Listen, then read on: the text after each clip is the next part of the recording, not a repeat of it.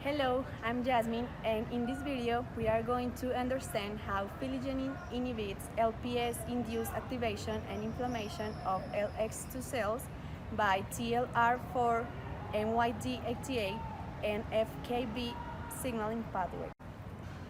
First, we need to know that phyligene is a substance extracted from Forsythia fructus. This one is the dried fruit of Forsythia suspensa, a plant that is used in traditional Chinese medicine.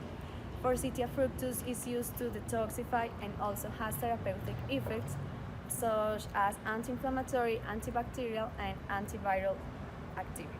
There is a signaling pathway that ends with the production of pro-inflammatory cytokines like interleukin 6, interleukin 1 beta, and TNF alpha that participates in inflammatory process.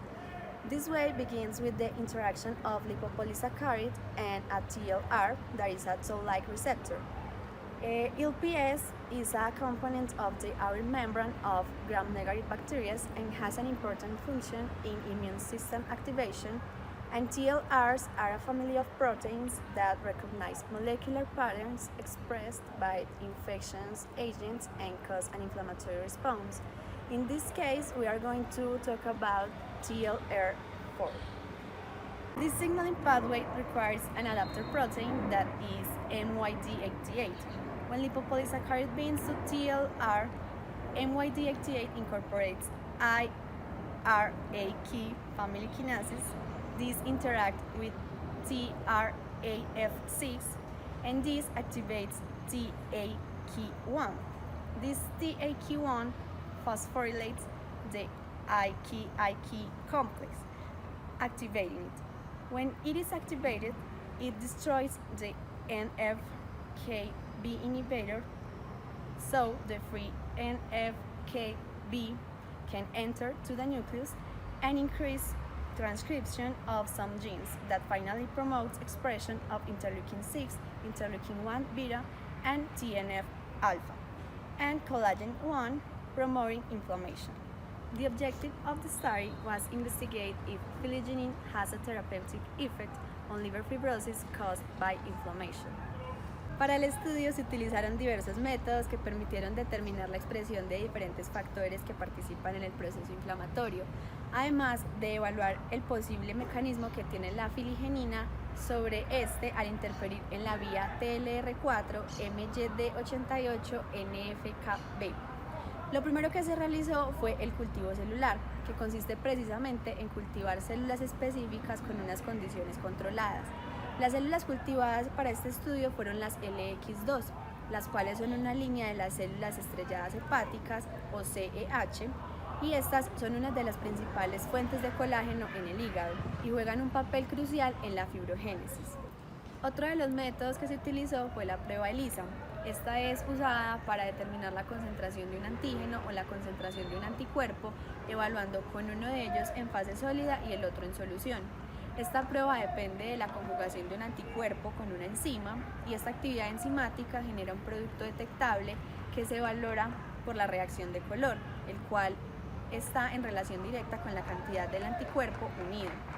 En el estudio, esta prueba se utilizó para la detección de los factores inflamatorios como la interleuquina 6, la interleuquina 1 beta y el factor de necrosis tumoral alfa en las células LX2, que fueron estimuladas con lipopolisacáridos en presencia o no de filigenina durante 24 horas. Otra prueba utilizada fue la reacción en cadena de la polimerasa con transcriptasa inversa, que es una variante de la PCR. En la PCR con transcriptasa inversa se retrotranscribe una hebra de RNA en DNA usando una enzima llamada transcriptasa inversa y el resultado se amplifica mediante una PCR tradicional. Este proceso de amplificación consiste en generar una gran cantidad de copias de DNA. En este estudio se utilizó para la determinación de la expresión de colágeno tipo 1 y de la SMA-alfa, que es la actina del músculo liso alfa, la cual es la isoforma de la actina que predomina dentro de las células vasculares del músculo liso y desempeña un papel importante en la fibrogénesis. Además, la prueba también se utilizó para la verificación del mecanismo de la filigenina en la vía TLR4, MYD88, NFKB. La prueba de Western blot es utilizada para la detección de alguna proteína específica en algún tejido. Implica el uso de electroforesis para la separación de las proteínas. Se utilizó para el análisis también de la alfa-SMA y el colágeno 1, de la TLR4, MYD88, la TAK1 y la IKK-beta. The analysis began by determining that indeed the lipopolysaccharides, by activating the signaling pathway through the toll receptors, eventually caused the expression of pro-inflammatory cytokines. After adding different concentrations of filigrenin in LX2 cells, it was observed that the proliferation of LX2 cells stimulated with lipopolysaccharides was decreased.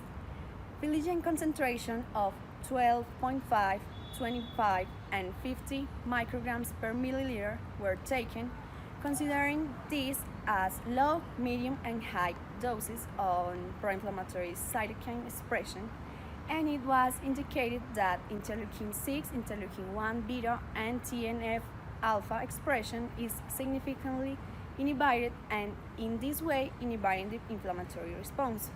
In this graphic, the untreated cells were used as control group. As mentioned earlier, the Western blot test was used to determine the expression of alpha SMA and collagen 1 in LX2 cells. These results show that filigrenin can effectively inhibit a little bit the expression of both alpha SMA and collagen 1. It can be seen that as the concentration of filigrenin in lipopolysaccharide stimulated cells increases, the expression of alpha SMA and collagen 1 is still much smaller. The Western blot test was also applied to detect the expression of proteins in the TLR4, MYD88, and NF-κB signaling pathway, where it's seen that before a stimulus with lipopolysaccharide on the cells, these present a greater expression of the different proteins involved in the production of pro-inflammatory cytokines. And on the other hand, it's observed that these same cells, when treated with filigrenin, the expression of these proteins gradually decreases as the concentration of filigrenin increases. In summary, lipopolysaccharides can cause the expression of interleukin 1, interleukin 6, and TNF alpha, and the expression of collagen 1, indicating that lipopolysaccharides could induce inflammation and fibrosis in LX2 cells. On the other hand, filigrenin could inhibit the activation of LX2 cells and the expression of fibrotic cytokines by inhibiting the pro-inflammatory reaction induced by lipopolysaccharides in the TLR4, MYD88, and NF-κB signaling pathway. In this part of the discussion, it's observed that these approaches made by some authors go around what was established as a starting point for research. That is, in the effect that lipopolysaccharides can present on LX2 cells and how these finally express some components that ultimately play an important role in the process of liver fibrosis. Some conclusions that we can take after these studies in cells are that some substances of herbal origin, such as filigrenin, can produce effects on inflammatory process by interfering in a specific signaling pathway, and in this way cause a therapeutic response on some tissue that could be compromised.